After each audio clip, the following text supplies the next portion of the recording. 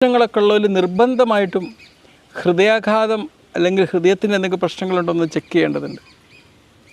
ചിലപ്പം ഇത് ഹൃദയാഘാതത്തിന് മുമ്പുള്ള ഒരു മുമ്പേ ഉണ്ടാകുന്ന ഒരു വാർണിംഗ് സൈൻ ആവാൻ സാധ്യതയുണ്ട്.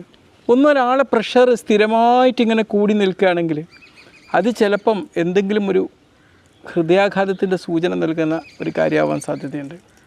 അപ്പോൾ അത്ര ആൾക്കാരൊക്കെ ECG ഒക്കെ എടുത്തിട്ട് ഇത് കുഴപ്പമില്ല എന്നുള്ളത് ഒന്ന് ഉറപ്പാക്കേണ്ടതുണ്ട്. പിന്നെ സ്ഥിരമായിട്ട് നെഞ്ചരിച്ചിലുള്ള ആൾക്കാർ എപ്പോഴും അത് വയറിൻ്റെ പ്രശ്നം കൊണ്ടാണെന്ന് തന്നെ വിചാരിച്ചിരിക്കാതെ അത് ഹൃദയാഘാതം കൊണ്ടല്ല എന്നുള്ളത് ഒന്ന് സ്ഥിരീകരിക്കേണ്ടതുണ്ട് കേട്ടോ. പിന്നെ നമ്മളിങ്ങനെ കുറേ നടക്കുകയോ അല്ലെങ്കിൽ ഓടുകയൊക്കെ ചെയ്യുകയാണെങ്കിൽ ശക്തമായിട്ടുള്ള കിതപ്പ് പലപ്പോഴായിട്ട് അനുഭവപ്പെടുകയാണെങ്കിൽ അതും ചിലപ്പം ഒരു ഹൃദയാഘാതത്തിനുള്ള ഒരു വാർണിംഗ് സൈൻ ആവാൻ സാധ്യതയുണ്ട്.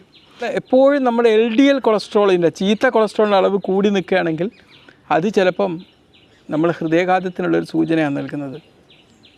പെട്ടെന്ന്